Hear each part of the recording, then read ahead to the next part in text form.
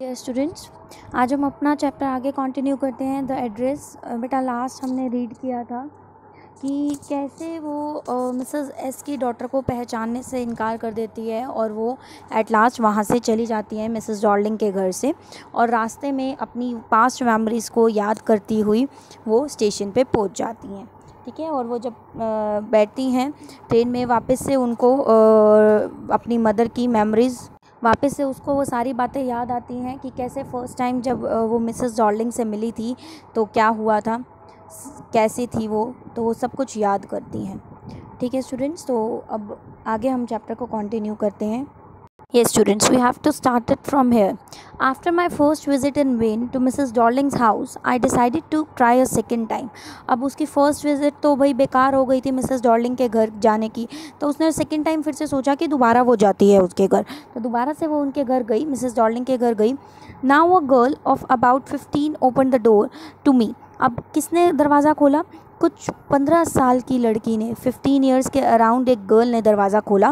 Probably उसकी daughter थी Mrs Darling की। I asked her if her mother was at home, और मैंने उससे पूछा कि क्या उसकी मदर घर पे है। No, she said my mother is doing an errand. नहीं, घर पे नहीं है वो, मेरी मदर किसी काम से बाहर गई हुई है। No matter, I said I will wait for her. तो मैंने भी कह दिया, मतलब उस गर्ल ने भी कह दिया, मिसेस एस की डॉटर ने भी कह दिया, कोई बात नहीं, हमारी प्रोटेक्टनेस ने बोल दिया कोई बात नहीं कि मैं उसका वेट करती हूँ यहीं पर। Okay, I followed the girl along the passage. An old-fashioned iron Hanukkah candle holder hung next to the mirror. मैंने उस गर्ल के पीछे पीछे मैं गई, उस पैसेज से निकलते हुए, उस गलियारे से निकलते हुए। वहाँ पे मैंने क्या देखा? एक old fashion iron Hanukkah candle holder mirror के बिल्कुल साथ में लगा हुआ था, टंगा हुआ था।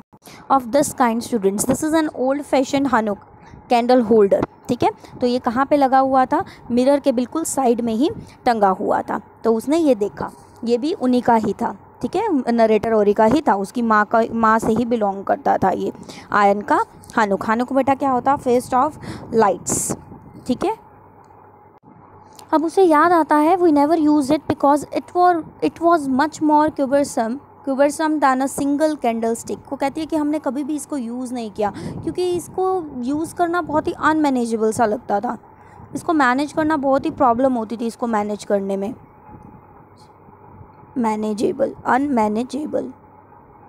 ठीक है, तो हम लोग एक सिंगल कैंडल स्टिक की यूज़ कर लेते थे उसकी बजाय। Won't you sit down? Asked the girl. अब मिसेस डॉर्लिंग की डॉटर ने पूछा क्या तुम बैठोगी नहीं? Have a seat. She held open the door of the living room and I went inside past हर।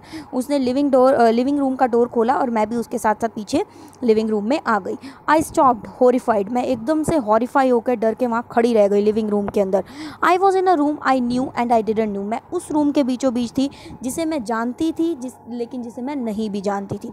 नहीं जानती थी क्योंकि वो रूम उसके लिए न्यू था, और जो उसके अंदर जो चीज़ें थी वो क्या थी? उसकी फेमिलियर चीज़ें थी। I found my self in the midst of the thing I didn't want to see again, but which oppressed me in the strange atmosphere. मैंने अपने आप को उन सभी चीज़ों के बीचों बीच पाया जिनको मैं देखना चाहती थी, जिनसे मैं मिलना चाहती थी, जिनको मैं टच करना चाहती थी, फील करना चाहती थी, लेकिन जो मुझे बर्डन दे रही थी, क्योंकि वो कैसे एटमॉस्फेयर में थी? स्ट्रेंज से एटमॉस्फेयर में थी, अलग से अजीब से एटमॉस्फेयर में थी, अपनी जगह पे नहीं थी। और शायद इसलिए मुझे बर्डन फील हो रहा था क्योंकि वो जो चीज़ें थी वो बड़ी ही टेस्टलेस तरीके से अरेंज हो रखी थी। कोई कहीं पे थी, कोई कहीं पे थी, बड़े मैसी तरीके से उन चीज़ों को अरेंज कर रखा था, अच्छी अच्छी चीज़ों को। Because of the ugly furniture of the muggy smell that hung there. क्यों मुझे ये सब अजीब लग रहा था? क्योंकि वहाँ का जो फर्नीचर था वो बहुत ही अगली सा था और वहाँ से बड़ी सी मगी सी स्मेल आ रही थी। ठीक है, वहाँ उन फर्नीचर में से, चीज़ों में से। I don't know but I scarcely dare to look around me. मुझे नहीं पता, मतलब बड़ी ही स्कार्सली मैंने डेयर करके सारी जगहों पे देखा, सारी चीज़ों को देखा। The girl moved a chair. इतनी देर में गर्ल ने वो चेयर मूव करी और मुझे बैठने के लिए कहा। I sat down and stare at the woollen table cloth. और मैंने किसकी तरफ देखा? एक वुलन टेबल क्लॉथ बिछा हुआ था, मैंने उसकी तरफ देखा। आई रब्ड इट। मैंने उसको रब किया क्योंकि वहाँ पे सारी चीज़ें किसकी थी? उन्हीं की खुद की थी, प्रोटैगनिस्ट नरेटर की खुद की थी, उसकी मदर से बिलोंग करती थी, उसकी माँ की याद उसको दिला रही थी। वो सारी चीज़ें उनकी पास्ट मेमोरीज़ को बता रही थी, दिखा रही थी। ठीक है स्टूडेंट्स, बात यस, मैंने वो उस वुलन टेबल क्लॉथ को देखा, मैंने रब किया उसको, अपने हाथों से टच करके उसको रब किया। My fingers grew warm from rubbing, और मेरी फिंगर्स, जैसे ही मैंने उस वुलन क्लॉथ को रब किया मेरी फिंगर्स वार्म हो गई थी, कपड़ा गर्म था ना वो। I followed the lines of the pattern, मैंने उसकी जो पैटर्न बना हुआ था उस कपड़े के ऊपर, उसकी लाइन्स को फॉलो किया। Somewhere on the edge there should be a burn mark that had never been repaired. उसे याद आ रहा था कि इस कपड़े के कहीं एज पे कुछ बर्न का मार्क होगा, जला हुआ निशान होगा जिसको रिपेयर नहीं कराया गया था। वो सोच रही थी नरेटर, प्रोटैगनिस्ट सोच रही थी। अब इतनी देर में वो क्या बोलती है, मिसेस डॉर्लिंग की daughter, my mother will be back soon, मेरी मदर जल्दी ही आ जाएंगी। Set the girl, I have already made tea for her, मैंने ऑलरेडी उनके लिए चाय बना रखी है। Will you have a cup, क्या तुम भी एक कप लोगी चाय? इससे नरेटर क्या कहती है, thank you. I looked up, मैंने ऊपर देखा। The girl put cups ready on the tea table, इतनी देर में उसने गर्ल ने टी कप्स आगे टेबल पे रेडी करके रख दिए थे। She had a broad bag, उसकी भी बैग कैसी थी, ब्रॉड, जैसे कि उसकी मदर की थी। She poured tea from the white pot, उसने वाइट कलर के पोट में से टी उस कप में, उन कप्स में डाल दी थी। ऑल इट वो पॉट भी क्या था, टी कप्स भी किसके थे, वो उन्हीं के ही थे, नरेटर के, ठीक है, उनके थे, उनको बिलोंग करते थे। All it had was a gold border on the lid, और उसके बॉर्डर पे क्या थी, गोल्ड कलर का बॉर्डर था लिड पे, ठीक है, उसके ढक्कन पे गोल्ड बॉर्डर था। आई रिमेंबर, मुझे याद है, किसको, हमारे प्रोटैगनिस्ट को, हमारे नरेटर को। She open the box and took some spoons out, उसने एक बॉक्स ओपन किया और उसमें से क्या निकाली, कुछ स्पून्स बाहर निकाली। That's a nice box. Now the protagonist, our protagonist compliment to the girl that the box was very nice, बहुत ही ब्यूटीफुल है box. I heard my own voice, मुझे मेरी खुद की आवाज़ सुनाई दी। बहुत ही वियर्ड आवाज़ लगी उसको, प्रोटैगनिस्ट को, क्योंकि वो किन का था, वो एक्चुअली बिलोंग तो उन्हीं को ही करता था, तो उसको ये आवाज़ बड़ी ही स्ट्रेंज सी और बहुत ही वियर्ड लग रही थी कि मैं अपनी चीज़ों की ही तारीफ़ कर रही हूँ एक अनजान लोगों को, एक उनको जिनकी वो चीज़ है ही नहीं। एज दो each sound was different in this room, हालांकि हर एक साउंड इस रूम में मुझे बहुत ही डिफरेंट लग रही थी। ओ यू नो अबाउट देम, अब वो लड़की कहती है कि क्या तुम इनको जानती हो, इन चीज़ों को जानती हो, ये जो तुम बात कर रही हो। She had turned around and bought me a T, जैसे वो टी डाल रही थी उसने अपना मुंह इस तरफ किया और मुझसे पूछा, क्या तुम इनको जानती हो, ये चीज़ें तुमसे फेमिलियर है? She laughed, my mother says it is antique, मेरी मदर कहती हैं कि ये बहुत ही एंटीक चीज़ें हैं, यूनिक चीज़ें हैं। And we have got lots more, और हमारे पास बहुत सारी ऐसी एंटीक चीज़ें हैं। कौन कह रही है, मिसेस डॉर्लिंग की डॉटर कह रही है। She pointed around the room, see for yourself, और वो सारी हाथ करके दिखाती है नरेटर को, ये देखो ये सारी चीज़ें हैं, ये सब हमारी हैं, ये सब क्या है, एंटीक है। उनको पॉइंट करते हुए, हाथ से इशारा करते हुए दिखाती हैं, कहती है देख सकती हो तुम खुद ही। I had no need to follow her hand, अब हमारी प्रोटैगनिस्ट कहती है मुझे कोई ज़रूरत नहीं थी उसके हाथ को फॉलो करने की, मेरे को तो ऑलरेडी पता था ये सारी चीज़ें। I knew which things she meant, मुझे पता था वो किन चीज़ों की बात कर रही है। I just looked at the still life over the tea table, मैंने किसकी तरफ देखा, उस टी टेबल के ऊपर जो रुकी हुई ज़िंदगी थी, स्टिल लाइफ थी, उसको देखा। एज अ चाइल्ड, क्या देखा भाई उसने, उसको याद आ रही थी, किस चीज़ की याद आ रही थी, as a child I had always fancied the apple on the pewter plate, जब मैं छोटी थी, छोटी बच्ची थी वो नरेटर हमारी प्रोटैगनिस्ट, तो वो हमेशा लॉन्गिंग करती थी कि भाई उसको एप्पल काट के पिटर टेबल में ही दिया जाए। पिटर टेबल बेटा कौन सी टेबल होती है? ये student, this is a kind of pewter plate, that is a plate made of grey alloy of tin, ठीक है बेटा। इस काइंड वो बचपन में उसकी लॉन्गिंग हुआ करती थी कि भाई उसकी माँ इसको इस प्लेट में क्या काट के दे, एप्पल काट के दे, और वो इस प्लेट में एप्पल को खाए, ठीक है। पिटर प्लेट क्या होती है, plate made of grey alloy of tin, okay students. तो उसकी बचपन से ही लॉन्गिंग थी ये। We use it for everything said she said, अब वो लड़की कहती है मिसेस डॉर्लिंग की डॉटर कि हम तो इसको हर चीज़ के लिए यूज़ कर लेते हैं, इस प्लेट को, पिटर प्लेट को हम हर चीज़ के लिए यूज़ कर लेते हैं। Once we even ate off the plates hanging there on the wall, एक बार तो हमने वो जो प्लेट्स वहाँ टंगी हुई है ना वॉल पे, हमने उस प्लेट में खाना खाया था। I wanted to so much, मेरा बड़ा मन था उसमें खाने का, but it wasn't anything special, but मुझे कोई स्पेशल नहीं लगा उसमें खाना खा के। मतलब उनके लिए, डॉर्लिंग्स के लिए ये चीज़ें क्या थी, बिल्कुल ही नॉर्मल, जिसको हमारे नरेटर प्रोटैगनिस्ट और उसकी मदर क्या कंसिडर करती थी, एंटीक्स, यूनिक चीज़ें, प्रेशियस चीज़ें। ठीक है स्टूडेंट्स, क्लियर हो गई बात आपको? I had found the burn mark on the tablecloth. The girl looked questioningly at me.